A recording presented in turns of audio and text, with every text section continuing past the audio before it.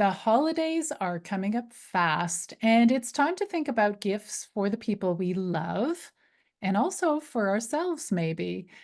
And when it comes to fruit trees, good pruning tools are important. Just imagine this. Imagine a surgeon needing to do an operation on you. And let's say he wants to do the operation and he takes a butter knife and he's going to operate on you with a butter knife.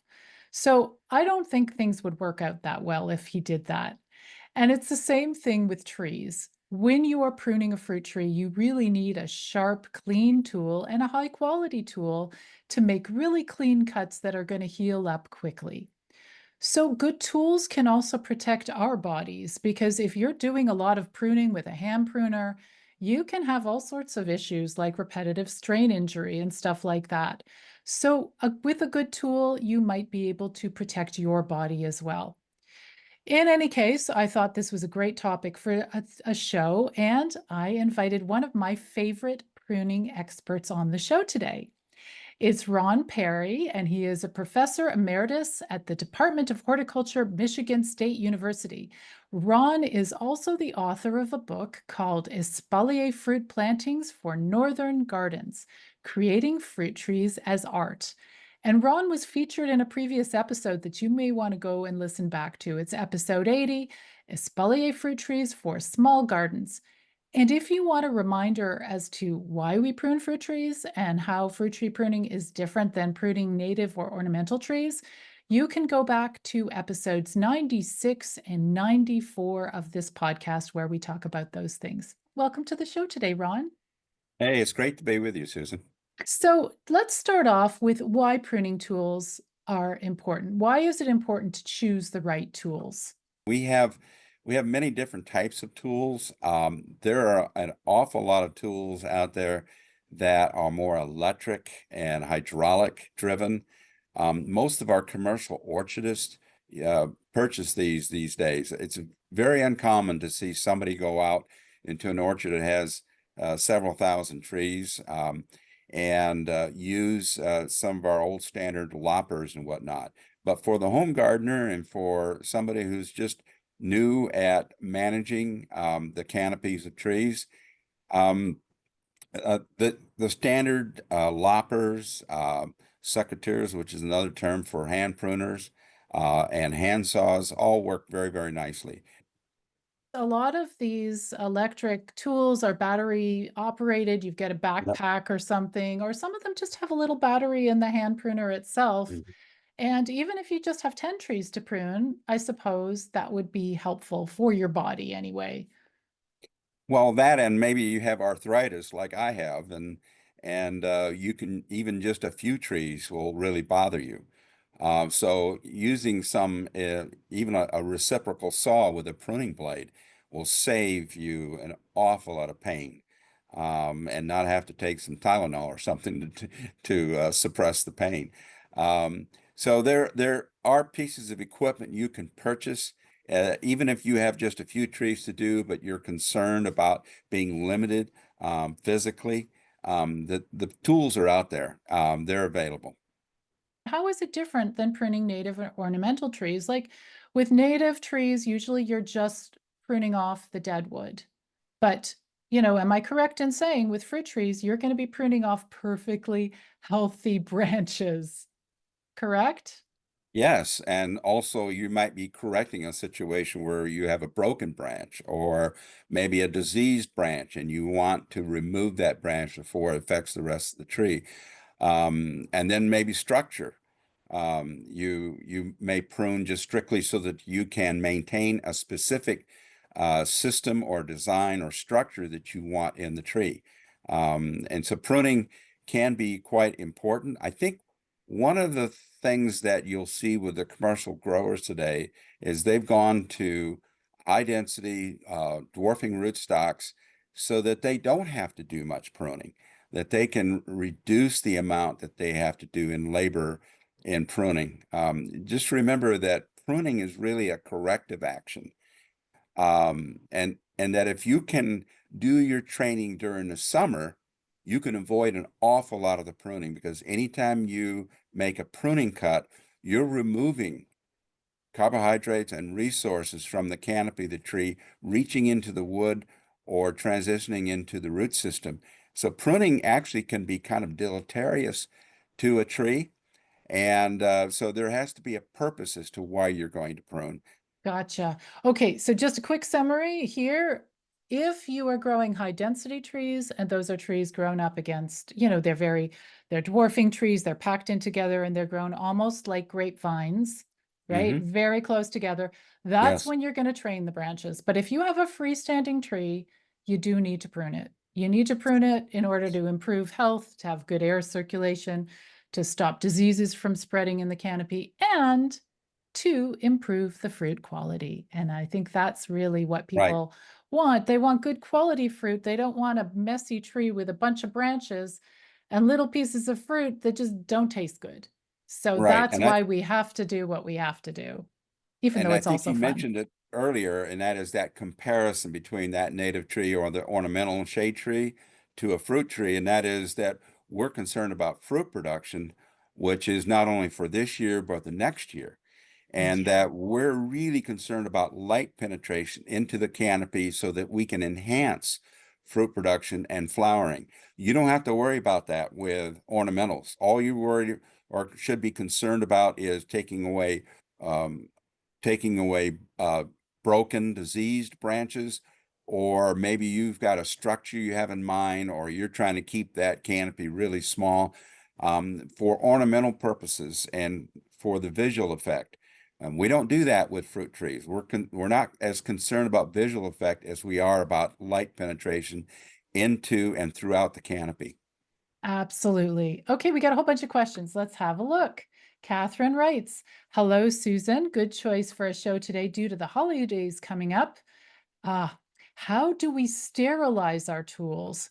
Thanks. That's Catherine, who's from Toronto. Great question, because sterilizing your tools is important. If you don't sterilize your tools, can you be spreading disease from trees to tree? And how would you do it? So tell me your thoughts on that.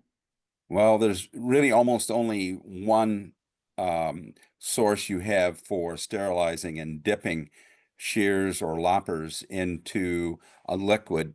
Um, solution, and that's going to be ethanol, something that has about maybe 70% alcohol. And so what you're trying to do is to sterilize every time you make a cut, or every time you make a cut in some area where you notice that the bark is kind of brown and diseased. And so what you want to do is make that cut and then dip your shears or loppers into a small can or some sort of container where it's with you, and that way uh, you're not transmitting anything like brown rot in stone fruit or fire blight in palm fruit. Yeah. Um, but there are people who make the mistake of using a chlorine, or if you will, the brand Clorox solution, which works well, very effective, just like the alcohol. The difference is it will completely rust your pruning equipment. Yes, so they dilute borax. I think they used to in the old days dilute it in water. And so that's not good for your tools. Mm-mm. But pure isopropyl alcohol, Yes. 70% is fine. Pure, you don't have to dilute it. So No. that, Catherine, is a great question. Ron is saying you can dip it into a bucket. I personally put my alcohol in a little sprayer. I'll Hmm. spray the blades and then wipe them dry with a clean rag. And I do it before I start any new tree. Or like Ron says, if I'm pruning out a diseased branch, right after I prune the diseased branch, I clean my pruners. Okay, let's see. Bob writes, hey, upcoming happy Thanksgiving to your American listeners. Does your guest sell gardening tools? If not, can he recommend a professional and reliable supplier for good tools? Thank you, Bob. Yeah, where would you get good tools, Well, I Ron? don't sell tools, first of all, but and there are so many different brands. You can go to a big box store and find what you want. You can also go to a local hardware store and get what you want. So there are many different types of brands. Probably the ones that you see the most and hear about the most are brands like Fiskars, which is relatively reasonably priced compared to something like a Corona or a Felco. And there are other brands, Baco. There's a number of brands that make really good quality pruning equipment. I don't think it matters quite as much what the brand is what you can afford. And then secondly, maintain that pruning equipment, which is why we're going to be focusing in on sharpening later. And that's because in some cases you pay a little bit more for a piece of equipment and you'll find it'll last longer between sharpenings. That's one of the Aha. main differences. Okay, Gail writes, is pruning always necessary? So we talked earlier in the show about how important it is to open up the canopy. And we're talking about apple trees, peach trees, plums and apricots. But I think when I look at Gail's question, I guess I'm asking myself, are there any types of fruit trees that if you plant them a freestanding tree in your backyard that doesn't need pruning? Are there fruit trees that you would just let them be? Believe it or not, there are. An Mm. example would be a pear tree. I know tons of people who will grow a pear tree and they may thin out some branches every 2 or 3 years because pears have a tendency to throw a lot of upright shoots. And so you'll get some crowding, if you will, right around the leader on a pear tree. And so you can do a little bit of thinning every few years. And but basically with pear, if you want to grow it organically and don't want to prune it, you can get away with probably not pruning it. Another would be sour cherry. Sour cherries need relatively little pruning. Where you get into problems is where you get into bark inclusion, particularly with the stone fruit, and sour cherry is a stone fruit. But luckily, sour cherry is also resistant to bacterial canker. So that's why a lot of people in the northern part of our region have a tendency to grow sour cherries rather than sweets, simply because they can. And then secondly, they have troubles with sweets related to bacterial canker.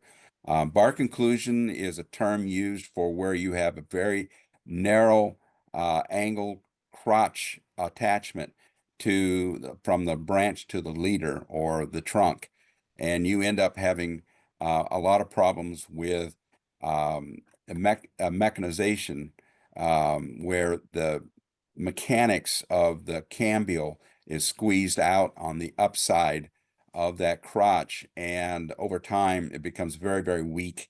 And then with some weight, such as a fruit crop, you'll see that branch split out because of bark inclusion. You don't get that as much with pears, and you don't get it with sour cherry simply because they're pretty resistant to bacterial canker. Your comment about pears is very interesting. We do have one Asian pear in our orchard, beautiful tree, actually kind of funny looking tree. We love the tree, but yeah, it really is open enough. It's a tall, skinny tree with some of the branches are quite short. There's just not a lot of pruning to do on it. So I find that very interesting that you said that. And in terms of bark inclusion, I think just to describe what you're saying, ideally, in a fruit tree, you want the branches on a freestanding tree. You want the branches to stretch out widely and be horizontal. And sometimes you get these weird branches that are going straight up and very close to the trunk or the central leader.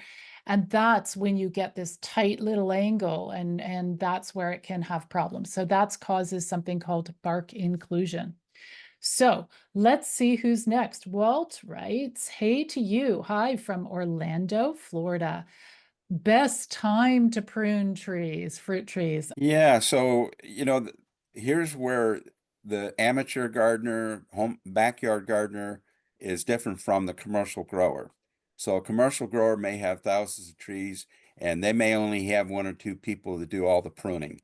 And so they'll start in end of November, 1st of December, and they'll start with the older trees because they're less affected by starting to prune early. And then they'll end up, say, in just before springtime. That's when they'll focus on the trees that are young and they are vulnerable to winter damage. So normally what we look at with the home gardeners, if you can just put off pruning until say March. In Florida, it might be February, but it's time before you get bud break. Even if I've pruned when I've got bud break, and it doesn't really affect us that much. The only problem you get into with waiting till bud break is now the temperatures get warm enough, you'll have some diseases that will come in. And so you may be vulnerable to transmitting the disease. So latter part of winter is what you want to focus on. Do not prune if you have the option. Do not prune in the early part of winter, even midwinter. I would try to wait, and that will ensure that you're not causing any issues. What happens is if you prune too early in the fall, you'll get a pruning cut, and then you'll get activation of the meristematic cells that are in the cambium at that point. And so they think, hey, it's time to start dividing cells again, and we're going to get active again. So what you've done basically is prevented that tree from going into dormancy like it should, and you'll get activation of the bark, and you probably get some winter damage. And then you won't see that winter damage until the subsequent spring and summer. Oh yeah, totally. I kind of had this image. We started off with this image of the your surgeon operating on you with a butter knife. And when you describe when, when to do your winter pruning, I'm thinking, it's like doing an operation on somebody and then putting them out in the cold and it's all open, the cut is open and cells are vulnerable versus, when you prune right before the spring, the tree is going to come out of dormancy and it has ways of healing those wounds when it is actively growing. So it's really great for people to keep in mind that they want to protect their trees. I just want to quickly go to say hello to everybody who is on YouTube, our YouTube Live. So we've got Ryan from Jacksonville, Florida. We've got Toronto Homestead from Halton Hills, Ontario. And Stuart. Stuart wants to know about your book, Ron. It's available on Amazon. Do you want to It remind him is. what the name is? Well, I don't even remember the full title of it, but it is basically Espalier fruit fruit trees for northern gardens. Many of the issues that I cover in that book will apply to people growing fruit in the Midwest and the temperate zones as well, and going down even to Florida. It's basically a different approach than what a commercial grower who's trying to produce fruit would do, where you don't necessarily focus on fruit production. You actually focus more on maintaining the design of the tree for artistic purposes in a home garden. So it's a really quite different approach, and you're dependent solely on using dwarfing rootstocks to keep the canopy small, so you don't have to do much pruning and be able to maintain the design that you are focusing on. So it's a little bit different. And it's available on Amazon, and about 80% of the proceeds when buying the book goes back to the operation of our gardens here at Michigan State University. So it's really going to a good cause, because we're always limited with a public garden, not having a gate to be able to sell tickets to walk in like many other public gardens. Ours is wide open. People, faculty, staff, students from on campus, off campus come in to visit our gardens each year, an awful lot of people. And so we have to find ways to raise funds. And this happens to be one of the ways that's contributing to the operating budget of our gardens. So, okay, we got a few more comments. So, Stuart, there's information on Ron's book. Juja says, hello, we are watching the live stream from Toronto Cricket Club. That is very cool. So Stuart is from Columbus, Ohio. And okay, and Toronto Homestead says, can a branch get too old to be bent with branch spreaders? Training a branch. So one option is pruning and removing the branch. Another option is sometimes training it, which means pulling it down. So two questions briefly. One is, why would you want to pull down a branch to train it to horizontal if it's an upright branch? But the second question is, are some branches just too old to train? Yeah, it's a really interesting question. In fact, I actually went through this myself with a pear tree that I'm growing in a container on my deck that I use as a perch for our birds that come in on our feeder. And I bought it. It was a pear tree I bought, which all of its branches were probably 2 years old. And so they've already formed the lignin in the crotch on all those branch attachments. So there wasn't much I could do, but I was able to reverse it by using tabbed rubber bands that are UV light resistant, available from different orchard supply houses. And I used fairly long ones. And so I basically trailered them with one another so that I could get some length. And then going back to the trunk, and then I could bring that whole branch down below the horizontal or right at horizontal, which is generally what I try to do.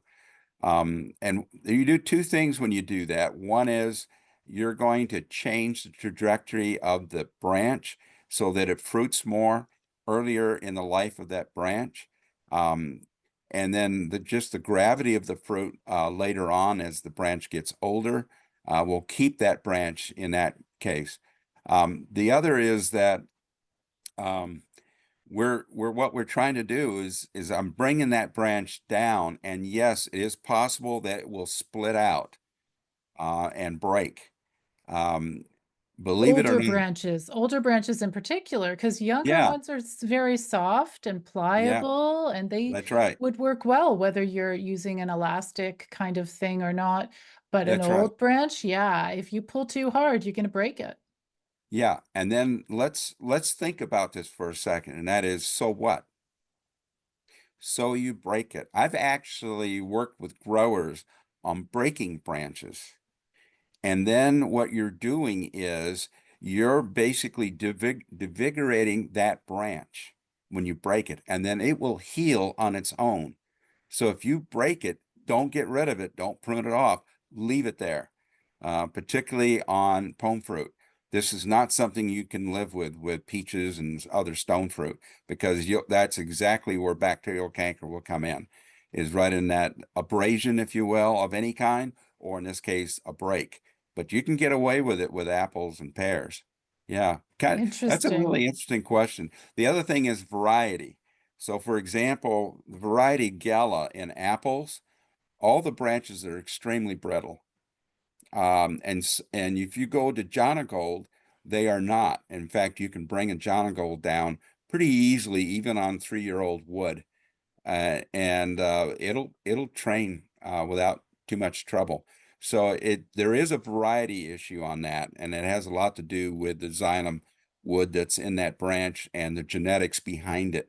So a good question, but once you get beyond 3 or 4 years, yeah, you're probably going to have to live with it, or you may need to go back in and prune using a bevel cut like we talked about in your pruning book, or you make a cut so that you disrupt any adventitious buds from developing on the upside of the branch, and you're forcing most of the adventitious buds to force from the base on that stub. So you basically have a stub in that particular case, and you're restarting that branch so that it will go wide and you won't have the angle problems that you have with the trees that were there or the branches that were there. So just to clarify, Orchard People does not recommend breaking branches. We don't No, go out there and do it intentionally. right. If it happens on a stone fruit tree, you will need to correct that because there That's is right. such a problem with canker, bacterial canker. And what Ron is saying, that if it happens to be a palm fruit, an apple, or a pear, you may, depending on what the break looks like, it could still be an entry point for pests and Hmm. diseases, but it may heal up the wound. And this is in my book. I really explore how amazing trees are at healing themselves. It is Right. magical, but it has to happen during the growing season. During the winter, I don't think it would heal that wound, but in the growing season, it would. Okay, couple more quick comments before our break. We've got Bayou Bell Farms from South Mississippi is saying hello. And I've got a couple more emails I want to go through before we have the commercials. Frank writes, "Hi to orchard people. This is a really good question. Can we use regular carpentry saws to cut a branch on a fruit tree?" What do you think, Well, Ron? it will take you quite a while because the teeth are much smaller on a carpentry saw, and especially one that's excuse me, a crosscut saw. If it's a ripping saw, the teeth are farther apart and larger, and so it'll go a little bit quicker. But compared to a pruning saw, no, a pruning saw is quite superior because the teeth are large and they're angled quite a bit off of the straight line, if you will, in that linear part of the straw, the metal part of that saw. So it'll just take you much longer if you're trying to do that with a crosscut saw or any other type of carpentry saw. I always wondered about that actually. And just my comment on that is in terms of pruning saws, as your trees get older, you do need them. And at first I was like, oh, you need a lot of upper body strength to use these saws. So I had a Corona one. I had one from Lee Valley here in Canada. And I learned, not to push too hard when I'm using the saw, let the tool do the work. And it was getting better. But one day I was in our orchard and I was sawing off a branch, and our orchard is a public park. So one of the park staff came along and he was doing other things. He saw me working with the saw. It was taking me forever to take off a branch. And he said, "You need to get a silky handsaw. This is a Japanese handsaw." And I said, "What are you talking about?" He said, "Try this." He gave me his silky brand handsaw, Japanese handsaw. And I started to saw, and it was like, oh my gosh, my life is so much easier. It doesn't take me half an hour to do a thick branch. I could do it so quickly. And so in response to that question, I think in terms of hand saws, what you choose is very important. And I think you'll also get a cleaner cut with a good saw. If I were to use, I'm guessing that if I were to use a carpentry saw, not having any carpentry skills, it would possibly be a shaggy cut, which is not a good thing because the tree would have trouble healing that. So that's my 2 cents worth, anyways. So let's take a minute, listen to a word from our sponsors. I want to, after the sponsors' messages, I want to talk about pole pruners, hand saws. We talked about hand saws, pole pruners and loppers and hand pruners quickly. And I want to talk about tool sharpening. So Ron, are you okay staying on the line for a minute? Yeah, there is one question though that I'm going to pose from my end, and Oh, that is, do I need to treat a wound after ooh. I've made a cut on a branch that's larger than say 1 inch in diameter? And the answer to that question is no, you really do not, because what you're trying to do is allow UV light to come in and basically let nature take care of itself with wound healing. Some of the healing compounds out there don't really heal. In fact, some sort of a latex paint will work just as well as any of the healing compounds, something like a white paint. But yeah, you need to avoid using some materials that are sold in various garden centers saying that this will really help you out an awful lot and you'll get faster healing this way. Well, not really.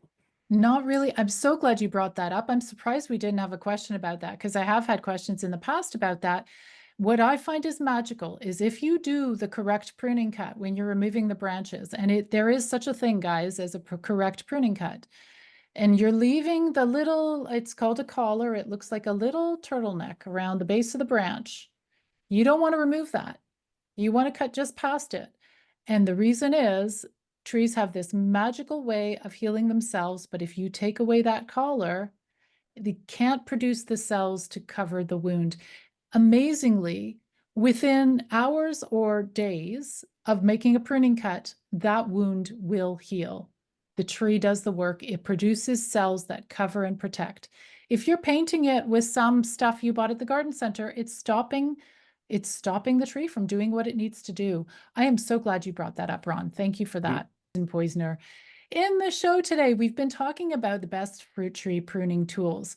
And my guest is Ron Perry, Professor Emeritus, Department of Horticulture, Michigan State University. And he's the author of a book called Espalier Fruit Plantings for Northern Gardens, Creating Fruit Trees as Art. And it's available on Amazon. So, in the first part of the show, we talked all about, why pruning is necessary. We talked a little bit about training. We got into a little bit about using hand saws. Now, earlier when we were talking, you told me that you only really use hand pruners on young trees, and that mostly if you're using a non-electric tool, it will be a lopper. Loppers are longer, they're two-handed. Why do you prefer loppers versus hand pruners when it comes to older trees? Well, you don't get the tendon stress that you'll get in your hand and your wrists if you use hand pruners. And so if you're having to make cuts where the branch is greater than, say, 1/2 inch in diameter, it's not easy to do, and you have to have really sharp hand pruners if you want to be able to use those hand pruners. And that's why I generally just I go in and I'll use a smaller lopper if I've got a lot of trees to do. At one time, I had some 15 acres of rootstock trials going at one time. And so I had a lot of trees. But for example, this is a really small grape lopper that I've got here. It's only about 1.5 feet long, and it can do everything the large loppers can do. And because they're small, even in the blade area, then what happens is you can use this very easily to manipulate to make a pruning cut even on a small branch. So it's just a matter of preference. I know people who love to use hand pruners, but there's a point where it's too tough a cut, and it's really hard on you as the person pruning. I think that's interesting because also when I was first planted, when we planted our orchard, I was always using the hand pruners. The trees were so young, so small, tiny Yeah. little branches. Really, it's not necessary. The older they get, the more I do find myself using the loppers. And I have various loppers. I have small ones. I have ones with extendable arms. I think it's Fiskars. I really enjoy those. They can go higher up in the tree. But one of my favorite ones is a big Fiskars, huge. It can cut up to branches that are up to 2 inches thick, which means I don't have to use the handsaw and I'm in there. The one tricky part is it doesn't get into tiny nooks and crannies. So that's the tricky part. But I use both of them. But yes, I find as our trees are getting older, I'm more using the loppers. Now, here's the other question. I use a lot of pole pruners. We are not allowed to use ladders in our park. So we've got two fabulous pole pruners from Fiskars. Not Mhm. expensive. We use them. We don't have hundreds of trees, but they work for the trees that we have, which is about 18 or something. One of them has an attachment for a saw. So it's a pole saw as well. And I look at this thing and I think I'm never going to use that saw because you have to move up and down with like a 20-foot stick. And, have you ever successfully, Ron, used a pole saw with an really long extension and successfully managed to saw off a branch high up in the canopy? Yes, but then, like you say, it's really a lot of hard work.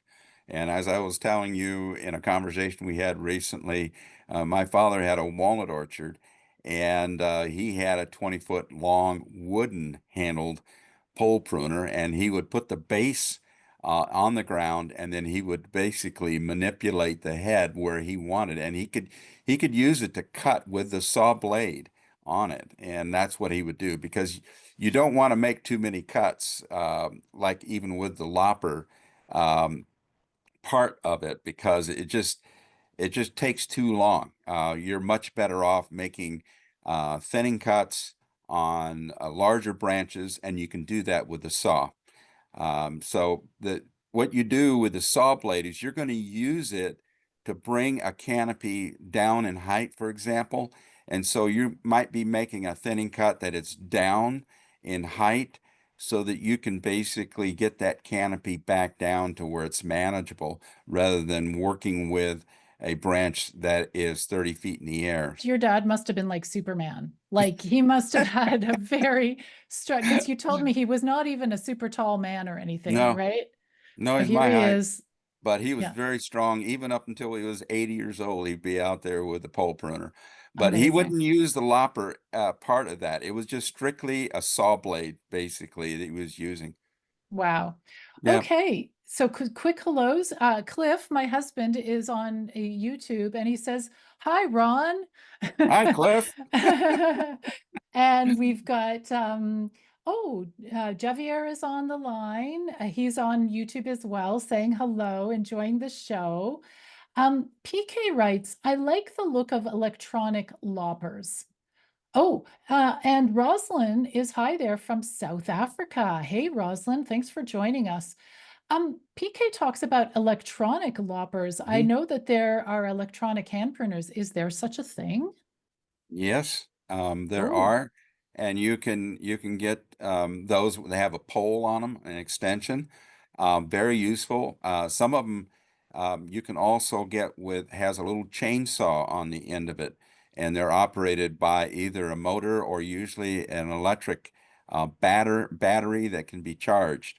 It's the merchandise today has really developed technologically, so that now you can buy these battery operated pieces of equipment, that if you've got a lot of trees or a lot of pruning to do, it's really useful. If you only have a few trees to do, that's a pretty expensive capital outlay just for making a few cuts. That's why I have a reciprocal saw that I use pretty religiously when I've got a branch that's greater than an inch and a half, 2 inches, and I can't cut it with a pair of loppers. I'll just get the pruning blade, which fits on just about every reciprocal saw because it's standard blades. And you can put that into a reciprocal saw that has a battery to charge it, and man, they're very useful, and they can cut very, very quickly through a branch that's 2 or 3 or 4 inches in diameter. I've even done trees that are 7 or 8 inches in caliper and still uh, be able to use a reciprocal pruning saw for that. I think that's amazing because what you're saying is you don't have to have different tools for everything. So earlier we had No, the question about can you use like a woodworking saw on a no. tree? So a reciprocal saw, and again, I'm not a woodworker at all, but you can get them so that they're for multi-purpose. You get a Oh, yeah. specific blade for Mhm. pruning, Right, specifically for pruning, right. right? Yes. And so you can use it for all those purposes. So that would Right. be, in terms of Christmas presents, that might be a Yeah. good one. And you can get hacksaw blades. You can do cross-cut blades. So that's the beauty of the reciprocal saw. You can get interchangeable blades and use them for all different purposes, not just for pruning. And so you don't have to get yourself a chainsaw, No. right? And the Something other like that. problem you get into with the chainsaw, and I've seen these in fact, I've used a battery operated chainsaw. The problem with that is that you have to sharpen those chains, and you need to keep two or three of them on hand that you can interchange anytime you're out working with them. And they're great, they do the job. But once again, if you've got something smaller than 6 or 7 inches in diameter, you can very easily just use a reciprocal saw with a pruning blade, and then you don't have to worry about sharpening it. You can just go get more blades. I mean, it's a Amazing. lot simpler. Let's talk about sharpening. Now, I want to say that in our community orchard, we sharpen our tools once a year. And we do it at the end of the season before we clean up the tools and put them away for the season. we only have about 18 fruit trees to prune. We're not pruning hundreds and hundreds. So we do that once a year. We have two main tools that we use. This one is, well, this one is the Corona little hand pruner. So it's sorry, sharpener. It's just a tiny little sharpener, costs maybe, I don't know, less than $10. And there is another one. This is a amazing, diamond encrusted sharpener. And who is this from? I'm trying to remember. But anyways, so it's diamond shaped and it's got diamonds. And these are the two tools that I use. So Ron, how often do real orchardists have to sharpen their tools? And do they use these fancy little tools that I have? Diamond encrusted ones? No, they just use a simple metal flat file where it's not cross-hatched. This is an old file, as you can tell, and you can actually see where the grid starts, and it's actually parallel and an angle. Mhm. Uh, and uh, and so it's pretty gritty. And what it'll do is it'll, for I don't know, $4 or $5, pretty simple, inexpensive, and I use this mainly for loppers. I do not use this for hand pruners. I guess it Um, would be too large to use it on a small pair of hand pruners because the blade yeah, is small. I it think the is. other thing that people need to keep in mind is you're only sharpening the sharp part of the blade. So one Right. thing, Ron, we didn't talk about No, is, you know what I'm the going to anvil, say. What am I going to say? the anvil. Okay, anvil Completely versus avoid bypass. completely avoid the anvil.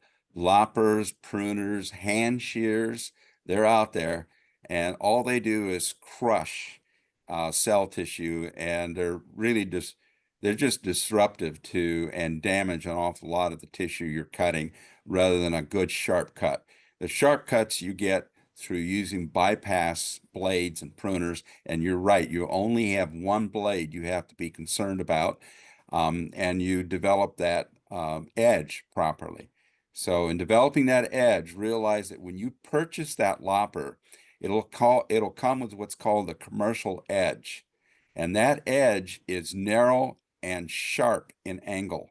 And what you have to do as somebody who wants to prune without having to do too much sharpening is you want to widen that edge and then have, say, a 30-degree angle, kind of like we do with budding knives and grafting knives. And to do that, it'll take you probably an hour, maybe a half hour of sharpening with the flat file to get that edge you need that's operative compared to the commercial edge when you purchase that lopper. So for people who are listening, in the Orchard People YouTube channel, you guys can search under sharpening, go to the Orchard People YouTube channel. I have an actual video where I demonstrate how to sharpen your hand pruners. And it's going to be very similar for your loppers. Now, what I do is I don't change the edge. I'm a home grower. I don't know how to change the edge. I'm only doing 18 trees. But what Ron is saying is if you've got lots and lots of trees, you might want to change the angle. I find, first of all, if I have an anvil pruner, it doesn't do clean cuts. Like you say, Ron, it crushes, and that's not a good thing.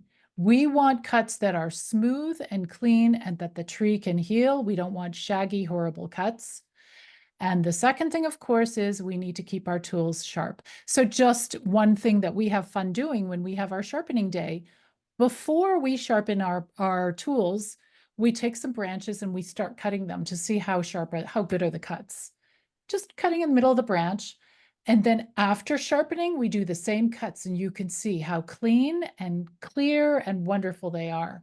So if we want to take care of our trees and we don't want to be doing an operation on our bodies with with like a butter knife, it's the same thing for the tools. If there's one takeaway from this show, maybe that would be the one. So, oh my So goodness. Yeah. let me show the group these bypass loppers here, and you can actually see the edge for which I was speaking about here on this blade. Okay, Can you see that okay? Yep, yep, So that's what I perfect. want is I want that edge to be wide and I want that angle to be more flat by doing that. And then the back side of that blade is flat. And so what you're going to do with the flat side is you just put a file flat up against it and basically just move it so that you take the what's called the feathers. They're basically the remnants of the filing process that sit up there. And so you also clean that backside by doing that. And then on the other side here, we will have the hook part that it closes on, okay? And we just clean that with a file as well on the back side. And what you're doing is you want the blades to be clean because after you've done some pruning, what'll happen is you'll get a lot of bunching of wood pieces and sap rosin in there. And so you want to do that. That's really important. Oh, Ron just did the best demonstration. For those of you who are watching this on YouTube, you saw it. For those of you who are listening, I am going to post the video on the Orchard People YouTube channel. Ron's demonstration was perfect. So you got to go have a look at the video once I post it. If you subscribe to me on YouTube, you will be notified when it comes up. So thank you for that. The other takeaway that I get, Ron, from this is try the tools before you buy them. If you're going to be pruning a lot of trees, you want to feel how it feels in your hands. Is it heavy? Does it fit big hands or small hands? There are so many different options. So that's what I would say to you folks. If you are getting tools for presents, for Christmas, for yourself, try them, bring your loved one that you're going to buy the tools for, and know that you're investing in yourself and in your fruit trees. It's a gift for your fruit trees too, to have good quality tools and to take really good care of them. Guys, it is already 2:03 Eastern Time, and we've got to wrap up the show. Where did the time go? I have no idea.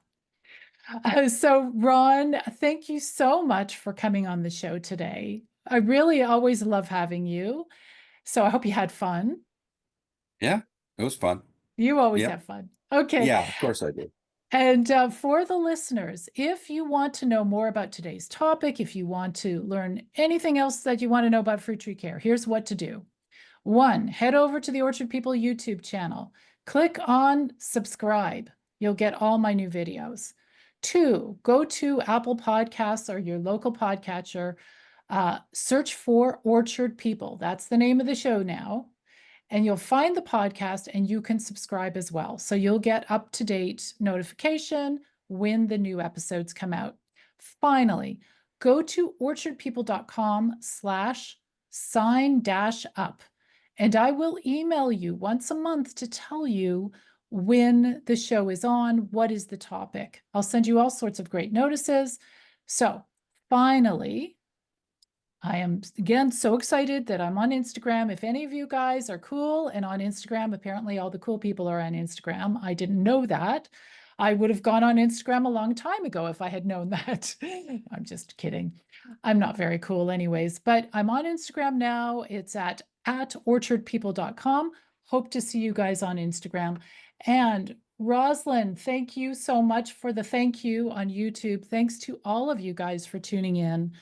I had so much fun today, and I love talking about tools. We'll be back next month when we are going to talk about another great topic. Not sure what it is yet, but we'll find out soon. Anyways, take care. Have a good month, everybody, and see you next time. Bye for now.